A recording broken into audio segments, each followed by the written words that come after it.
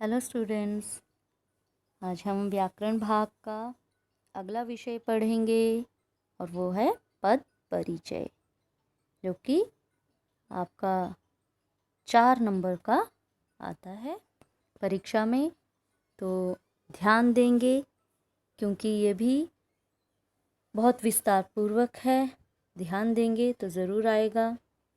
तो चलिए शुरू करते हैं। पद परिचय। पद परिचय शुरू करने से पहले हम ये जान लें कि पद किसे कहते हैं। तो जब कोई शब्द वाक्य में प्रयुक्त होने की व्याकरणिक योग्यता प्राप्त कर लेता है तब उसे पद कहा जाता है। ठीक है। जैसे राम पुस्तक पढ़ता है, तो प्रयुक्त वाक्य में 3 पद हैं। जब देखिए मैं अगर इसको अलग अलग करके कहूँगी, मैं कहूँगी मैंने शब्द कह दिया कोई राम, तो क्या ये पद हो गया? नहीं। मैं कहूँगी आम, केला। अगर मैं ऐसे से करके शब्द अलग अलग करके लिख दूँ तो क्या ये पद कहलाएंगे? बिल्कुल नहीं। जब हम इसको वाक्य में प्रयुक्त कर देते हैं तब हम पद कहते हैं। जब ये सारे शब्द वाक्य में प्रयुक्त हो जाते हैं, वो भी व्यवस्थित रूप से, तो हम इसको क्या कहते हैं? पद कहते हैं। अब उपयुक्त वाक्य में 3 पद हैं। देखिए राम, तो राम क्या है? कर्ता। पुस्तक क्या है? कर्म। पढ़ता है क्रिया। तो इन पदों में कर्ता और कर्म दोनों संज्ञाएं हैं। ठीक है। तो हिंदी पद व्यवस्था में पदों का विभाजन निम्नलिखित 2 पदों में किया जाता है। आपने सिर्फ इतना याद रखना है, इसमें हमने पद परिचय में कौन कौन सा परिचय देना होता है। ठीक है। जैसे विकारी पद आ जाते हैं, अविकारी पद। ठीक है।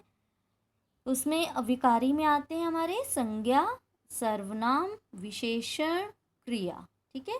संज्ञा, सर्वनाम, विशेषण और क्रिया।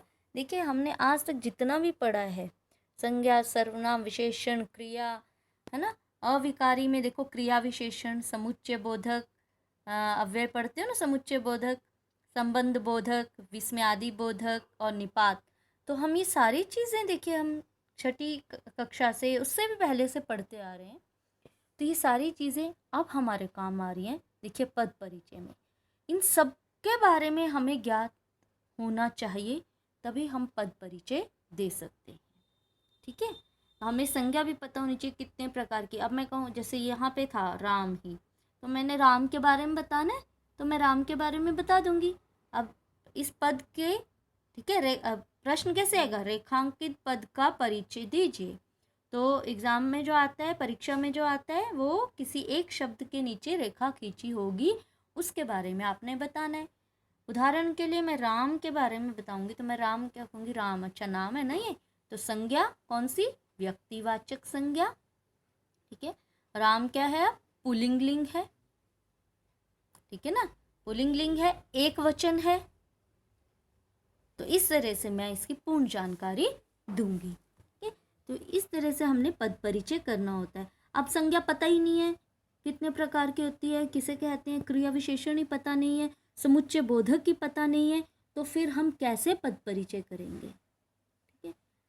मैंने राम के बारे में बताया। राम क्या है? संज्ञा है, व्यक्तिवाचक संज्ञा है, एक वचन है, पुल्लिंग लिंग है ना। तो ये सारी जानकारी मैंने दे दी राम के बारे में। ठीक है। तो चलिए, पद परिचय में क्या करना होता है? किसी वाक्य में आए संज्ञा, सर्वनाम, विशेषण, क्रिया एवं अवयव आदि का अलग अलग पूर्ण परिचय देना ही पद परिचय कहलाता है। जैसे राम पुस्तक पढ़ता है। राम देखिए व्यक्तिवाचक संज्ञा, एक वचन है, पुल्लिंग लिंग है, कर्ता कारक है।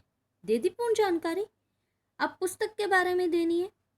पुस्तक क्या है? जातिवाचक संज्ञा है, एक वचन है, स्त्रीलिंग है, कर्म कारक है ना। कर्म, पुस्तक कर्म है, राम करता है, और पढ़ता है सकर्मक क्रिया है, एक वचन है, पुल्लिंग है, वर्तमान काल है से हम पता लगा रहे हैं, वर्तमान काल है, कर्तृवाच्य है। ठीक है, तो चलिए अभी वाच्य आप इतना अभी है नहीं, आगे हम पढ़ेंगे। ठीक है, कर्तृवाच्य है।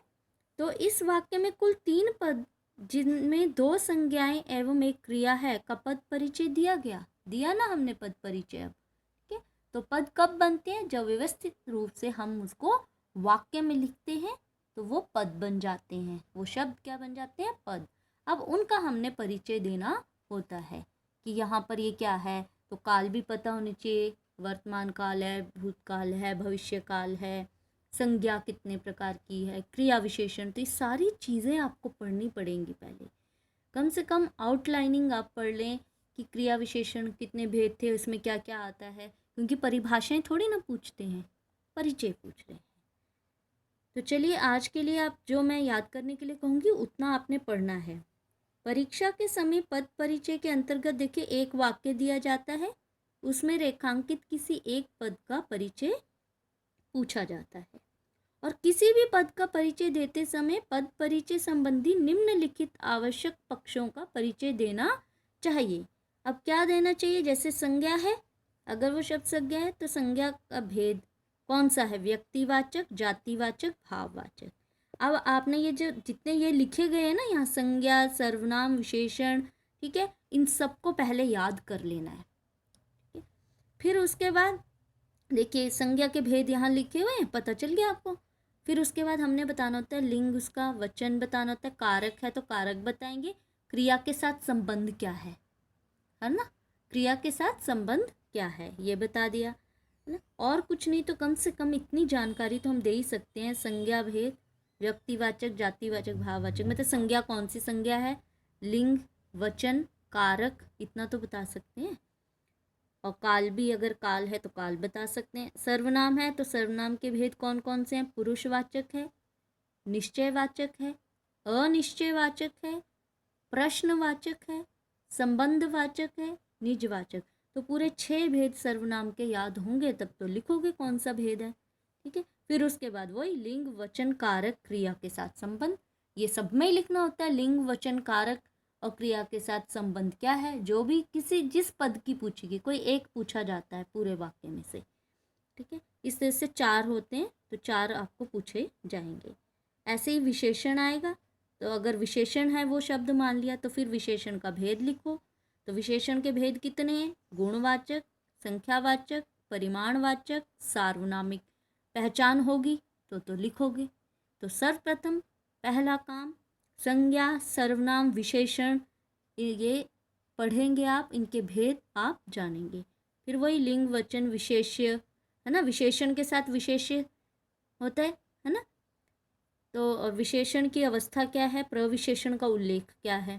ठीक है, ऐसे क्रिया आएगी तो क्रिया के भेद कौन कौन से? अकर्मक, सकर्मक, ये लिखने होते हैं। फिर बाद में लिंग, वचन, पुरुष, धातु, काल, वाच्य, प्रयोग, कर्ता व कर्म का संकेत। ये अभी आपको उदाहरण दूंगी ना, उस समय समझ आएगा कैसे। ऐसे क्रिया विशेषण है तो क्रिया विशेषण के भेद तो आपने कम से कम ये याद कर लेने हैं। ठीक है, रीतिवाचक, तो रीतिवाचक के अंदर कौन कौन से शब्द पता भी तो होने चाहिए। कालवाचक में जो समय की जानकारी देता है, स्थानवाचक स्थान की जानकारी देता है, परिमाणवाचक, ठीक है, थोड़ा, ज़्यादा, कम, ये क्रिया विशेषण के भेद हैं। फिर क्रिया संबंधी निर्देश वहाँ पर। समुच्चय बोधक अव्यय है तो समुच्चय बोधक अव्यय के भेद समानाधिकरण, व्यधिकरण, संयुक्त शब्द, वाक्यांशों तथा वाक्यों का उल्लेख। संबंध बोधक भेद, पद, पदबंध, वाक्यांशों संबंधी निर्देश। आज आपका काम सिर्फ इतना है। विस्मयादि बोधक है तो भेद का नाम है ना, आश्चर्य वाला है विस्मयादि बोधक, ये घृणा का है या हर्ष सूचक है। ठीक है, निपात तो पद कौन सा है, पदबंध, वाक्यांशों संबंधी निर्देश, किसके साथ, वाक्य के साथ उसका संबंध क्या है। तो आपने सर्वप्रथम संज्ञा ये पढ़ना है, संज्ञा के भेद पढ़ो इसको। ठीक है, याद करो पहले। सर्वनाम, सर्वनाम के भेद, विशेषण, विशेषण के भेद। ठीक है, तो उन भेदों में आता क्या है, पहचानना कैसे, ये आप पढ़ेंगे। फिर आप पढ़ेंगे क्रिया, अकर्मक, सकर्मक, तो कैसे पहचान करेंगे वो। क्रिया विशेषण, उसके भेद लिखे यहाँ पर हैं, लेकिन थोड़ा सा इसको आपने एक्सप्लेन करके पढ़ना है कि ये शब्द कौन से आते हैं इसमें।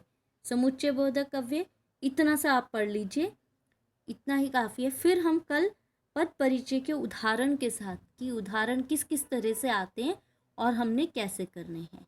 ठीक है, पहला स्टेप बस आपने पद परिचय के लिए संज्ञा, सर्वनाम, क्रिया, क्रिया विशेषण, समुच्चय बोधक ये याद करना है।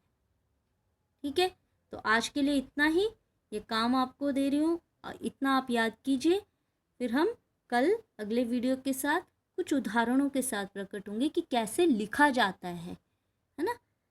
चलिए, till then bye and thank you.